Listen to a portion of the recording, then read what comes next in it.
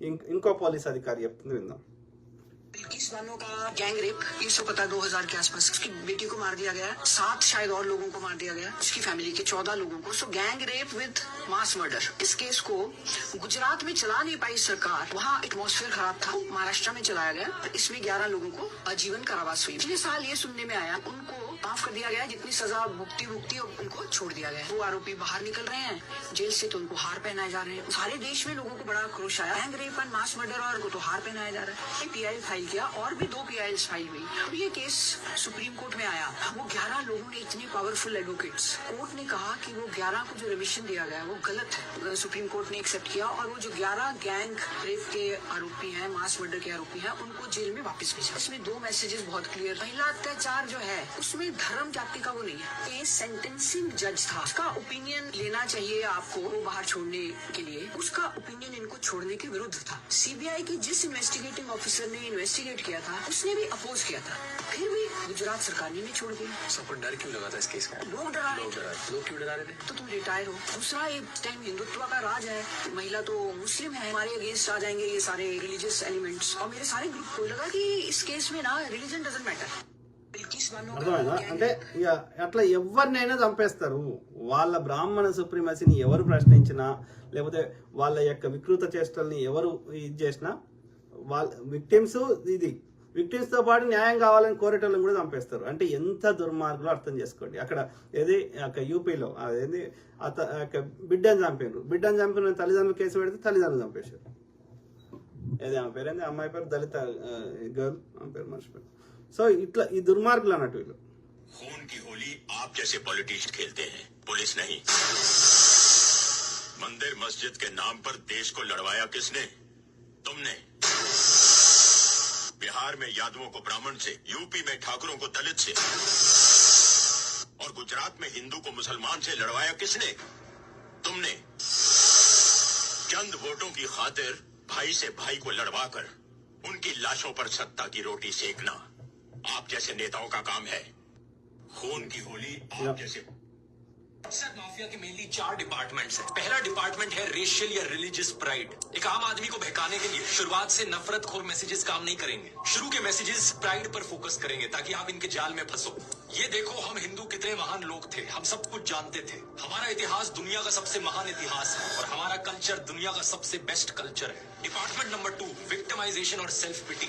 एक बार आपको गर्व और अहंकार के इमोशन से नहला दिया गया तो उसके बाद आपको विक्टिम बनाया जाता है. ऐसे मैसेजेस आपके पास आते हैं जो बताते हैं कि कैसे सदियों से हम हिंदुओं पर अत्याचार हो रहा है. ये देखो हम कितने बड़े विक्टिम हैं. हजारों सालों से इन लोगों ने हमें कभी उठने नहीं दिया ऊपर. एक बार आप इस पे विश्वास करने लग गए కరెక్ట్. కాకపోతే ఎవరు చేసిండ్రు, ఆర్యులు చేస్తున్నారు మమ్మల్ని హిందూ మూలవాసులని, అనార్యులని. Department number 3, you are in danger. आप पर ना सिर्फ सदियों से अत्याचार हो रहे हैं बल्कि आप आज अभी भी खतरे में हो. हर हफ्ते हर दिन आप पर झूठे मैसेजेस की बौछार करी जाती है. ये देखो ये आपके घरों के अंदर आपको मार देंगे. ये देखो वहां पर क्या हुआ. ये देखो वहां पर कैसे साधुओं को मार दिया. आपके साथ भी हो सकता है किसी दिन. और कौन है ये लोग जो आपके पीछे पड़े हैं? ये मुस्लिम्स हैं, क्रिश्चियंस हैं, खालिस्तानी हैं और जो आदमी एंटी बीजेपी है वो सब इनके साथ मिले हुए हैं. कांग्रेस, आम आदमी पार्टी, सारी ऑपोजिशन पार्टी, इंटरनेशनल एजेंसी सब आपके खिलाफ है. आप खतरे में हो और जब ये डर आपके अंदर भर दिया जाएगा, इस डर को बचाने के लिए आएगा डिपार्टमेंट नंबर 4, मोदी की कल्ट ऑफ पर्सनालिटी. कौन आपको बचाएगा? मोदी जी आपको आकर बचाएंगे. मोदी जी हमारे लॉर्ड एंड सेवियर है. व्हाट्सएप मैसेजेस पर आपको एहसास दिलाया जाएगा कि मोदी कोई इंसान नहीं, वो तो कृष्ण के अवतार है, राम के अवतार है. అర్థమైందా how the things work? Okay, yes నేను అంటున్నా, ఎస్ ఏది ఆర్యులతోటి అందరికీ డేంజరే ఉంది. ముస్లిమ్స్, క్రిస్టియన్స్, యొక్క యూదులు, లేకపోతే బుద్ధిస్టులు, జైనులు, సిక్కులు, అట్లనే అందరికంటే ఎక్కువ థ్రెట్ ఉన్నది హిందువులకి, అనార్యులకి, మూలవాసులకి, రాక్షసులకి, అసురులకి. ఓకే, కాబట్టి ఆర్యులని వాళ్ళ దేశానికి పంపించాల్సిందే, వెళ్ళగొట్టాలి. ఇక వీడు ఏం చేసినావురా, నీకు ఎందుకు ఒకటి ఎవరు అడిగితే ఏం చెప్తుండో చూడు ఈ బీజేపీ.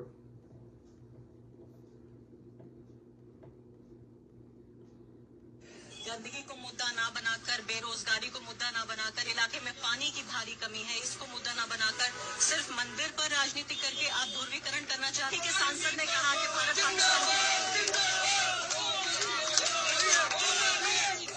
మనకి ఎందుకు ఒకటి వేయాలి, మందిరం పేరు చెప్పి రాజకీయం చేస్తున్నాం అంటే జై శ్రీరామ్ అనుకుంటూ పోతున్నాడు. ఇది దుర్మార్గులు. సో ఇది జమ్మూ కాశ్మీర్ ఏమని స్టేట్మెంట్ ఇచ్చాడు మోడీ, జమ్మూ కాశ్మీర్లోని పహల్గామ్లో జరిగిన ఉగ్రదాడిని నేను తీవ్రంగా ఖండిస్తున్నాను. తమ ప్రియతములను కోల్పోయిన వారికి నా సంతాపం వ్యక్తం చేస్తున్నాను. క్షతగాత్రులు వీలైనంత త్వరగా కోరుకోవాలని ప్రార్థిస్తున్నాను.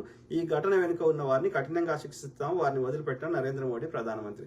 ఫస్ట్ ఆఫ్ ఆల్ నువ్వు సౌదీ అరేబియాలో ఎందుకు పోతున్నావు, ఇన్ని దేశాలు ఎందుకు తిరుగుతున్నావు, ఏ దేశంతో ఏం డీల్ చేసుకొచ్చినావు, ఫస్ట్ డబ్బులను వేస్ట్ చేస్తున్నావు, టైం వేస్ట్ చేస్తున్నావు. మళ్ళీ మా మోడీ 18 గంటలు పనిచేయడం 24 గంటలు పనిచేస్తున్నా అంటున్నారు, రైట్? సో ఎప్పుడు చూసినా విదేశాలు ఉంటాడు. తర్వాత మరి ఇప్పుడు ఈ స్టేట్మెంట్ ఇచ్చిండు కదా, ఎన్ని రోజులలో మనకి ఈ దీనికి సంబంధించి దోషులకు శిక్షలు వేస్తాడు, ఆధారాలు పబ్లిక్లో పెడతాడు, ఇన్వెస్టిగేషన్ ఎన్ని రోజులు అవుతుంది? ఇది ఆనే కాదు, అది ఎన్నడికి కాదు. ఆలోచించండి మిత్రులారా. ఇది చూడండి ఎట్లా చేస్తారు ఆర్ఎస్ఎల్. दोस्तों एक वीडियो बहुत ज्यादा वायरल हो रहा है, इसको देखिए। दोगले हिंदुओं बच गए तुम लोग इस बार, हाथ में सरकार आते आते राम भक्त हिंदुओं ने बचा लिया, नहीं तो राहुल हमें आरक्षण देता, अयोध्या में मंदिर की जगह दोबारा से मस्जिद बनती हमारी, मगर 5 साल और सही, बनेगी अल्लाह की रहमत। आपको पता है इसका नाम क्या है? అర్థమైందా? ఆయన చూస్తే ఎట్లున్నాడు, అచ్చం ముస్లిం లెక్క లేడు, మీసాలు, ఈ టోపీ, కాటిక, రైట్, ఆ ఎక్స్ప్రెషన్స్, రైట్. धीरेन्द्र राघव जो इस तरीके की वीडियो फैला रहा है जिससे कि समाज के अंदर नफरत बढ़े, जो इन अंधभक्तों का अक्सर काम हुआ ही करता है। इसके चैनल पर व्यूज नहीं आते तो ये इसने सोचा हिंदू मुस्लिम कर लेते हैं। अभी से कुछ दिन पहले अब की बार 400 पार की वीडियो बना रहा था, जो कि इनकी 300 पार भी नहीं कर पाए। मोदी सरकार 400 पार, इससे पहले कि ये वीडियो और अंधभक्तों तक पहुंच जाए, वो अपने अंधभक्त सर्कल व्हाट्सएप यूनिवर्सिटी में इसको शेयर करें। आप इसको पहले ही अंधभक्तों तक पहुंचा दीजिए, जिससे कि नफरत फैलने से पहले ही उनका झूठ जो है वो एक्सपोज हो जाए। दोस्तों एक वीडियो बहुत అర్థమైందా? వాడు హిందువే, మన పేరు హరి రాఘవ్ అని ఉన్నాడు. ఓకే, వాడు అట్లా ముస్లిం లెక్క వేషం వేసుకొని రెచ్చగొడుతున్నాడు. ఎవరైనా చూస్తే ఏమనుకుంటారు, నిజంగా ముస్లింలు చేస్తున్నారని. ఇలా యొక్క ఇది ఇక మనకి మోడీ ఉంటేనే రక్షణ ఉంటుందని చెప్పి హిందువులందరూ వీళ్ళకేయాలి. వీడు ఎన్ని దోసుకుని అన్ని మర్చిపోవాలి, ఎన్ని ప్రభుత్వ రంగ సంస్థలు అమ్మిని మర్చిపోవాలి. కాంగ్రెస్ వాడు 9 రూపాయలు పెట్రోల్ మీద ట్యాక్స్ తీసుకుంటే వీడు 33 రూపాయలు చేసిండు. కాంగ్రెస్ వాడు 3 రూపాయలు 50 పైసలు డీజిల్ మీద ట్యాక్స్ తీసుకుంటే వీడు 33 రూపాయలు చేసిండు, 10 రెట్లు పెంచాడు. అప్పుడు ఇంటర్నేషనల్ బ్యారెల్ రేట్ $100 ఉన్నా మనకి 70 రూపాయలకు పెట్రోల్ వచ్చింది. ఇప్పుడు $70 ఇంటర్నేషనల్ బ్యారెల్ రేట్ ఉన్నా మనకి 100 దాటుతున్నది. అర్థమైందా? అంటే ఎవరి నిజాయితీ ఏందో మనం గమనించాలి.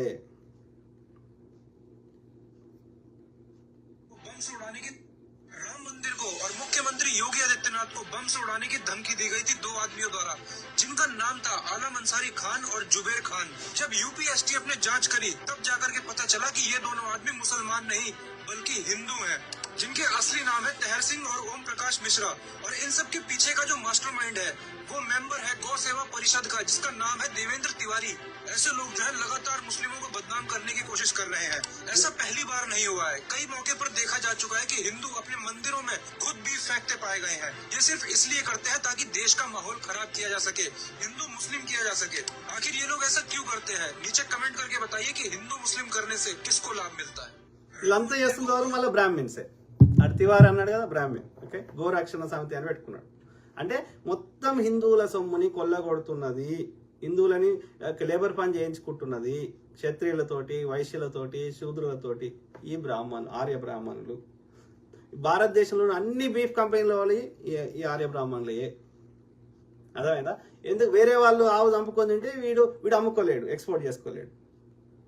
ఇస్కాన్లో మొత్తం ఉండే ఆ యొక్క ఆవులన్నింటినీ ఎక్స్పోర్ట్ చేస్తుంది వీళ్ళే. అంటే దేశంలో ఉన్న ఎలాంటి సంపద అయినా ఏ సోర్స్ నుంచి వచ్చినా, అది మాంసం అమ్మితే వచ్చినా, లేకపోతే ప్రభుత్వ రంగ సంస్థలు అమ్మితే వచ్చినా, భూమిలో ఖనిజాలు అమ్మితే వచ్చినా, లేకపోతే ట్యాక్సులు అయినా సరే, everything they want to loot these Arya Brahmins. So biggest నష్టం జరుగుతుంది హిందువులకే, మూలవాసులకే. ఈ హిందువులు గ్రహిస్తలేదు, ఆర్యులు వేర్రా హిందువులు వేర్రా అని నెత్తి నొరగొట్టుకుంటున్నారు. వీళ్ళకేమో అర్థమవుతలేదు నా కొడుకులకి. बाबरी मस्जिद की जगह बनी, अरे मुसलमानों ध्यान देना, बाबरी मस्जिद की जगह बनी हुई मंदिर को बम से उड़ाने की धमकी देने वाले यही दोनों लड़के हैं। मोदी योगी को ईमेल करने वाले यही दोनों हैं, जो भारत में नफरत फैलाने की कोशिश करे। इतनी गंदी साजिश किए हम मुसलमानों को बदनाम करने के लिए मुसलमान के नाम से फेक ईमेल आईडी बनाकर मोदी योगी को धमकी दिए, लेकिन जब यूपी एसटीएफ ने जांच करी तो ये दोनों मुसलमान नहीं बल्कि हिंदू निकले, जिसका नाम आलम खान नहीं तहर सिंह है, जुबेर खान नहीं ओम प्रकाश मिश्रा है, और इनके पीछे का मास्टरमाइंड गौ रक्षक देवेंद्र तिवारी है, जो अपने भारत के लोगों में नफरत फैलाने की कोशिश करता है। मैं तमाम मुसलमानों से गुजारिश करता हूं कि इस वीडियो को ज्यादा से ज्यादा शेयर करें ताकि भारतीय सरकार इन लोगों को कड़ी से कड़ी सजा। సో ఇవన్నీ ఎగ్జాంపుల్స్ ఏం చెప్తున్నాయి, అసలు భారతదేశంలో దాడులు చేస్తున్నది ఈ ఆర్ఎస్ఎస్ వాళ్ళే, బీజేపీ ఆర్ఎస్ఎస్ వాళ్ళే. సింపుల్. వీని పేరేంది, వలలో చిక్కి పాక్కు భారత రహస్యాలు వ్యక్తి అరెస్ట్. ఓకే, ఏం పేరు? భారత రక్షణ రహస్యాల్ని పాక్ నిఘా సంస్థ ఐఎస్ఐకి చేరవేస్తున్న రవీంద్ర అనే వ్యక్తిని యాంటీ టెర్రరిజం స్క్వాడ్ అరెస్ట్ చేసింది. యూపీలోని ఫిరోజాబాద్ లో ఆర్డినెన్స్ అంటే ఆయుధాలు తయారు చేసే కంపెనీలో పరిశ్రమలో పనిచేస్తున్నాడు. నేహా శర్మ పేరుతో ఐఎస్ఐ విసిరిన వలలో చిక్కుని కీలక సమాచారాన్ని వారికి చేరవేశాడని అధికారులు తెలిపారు. దానికి సంబంధించిన ఆధారాలని అతడి ఫోన్ నుంచి రికవరీ చేశామని, అతడి సహాయకుని అరెస్ట్ చేయాలని. ఐఎస్ఐఏ ఫండింగ్ ఇస్తుంది. ఓకే, ఐఎస్ఐ వీళ్ళు ఒక టీం వర్క్ చేస్తున్నారు. అర్థమైందా? ఇది ఇంకా ఉన్నాయి చూడు, ఒక్క నిమిషం.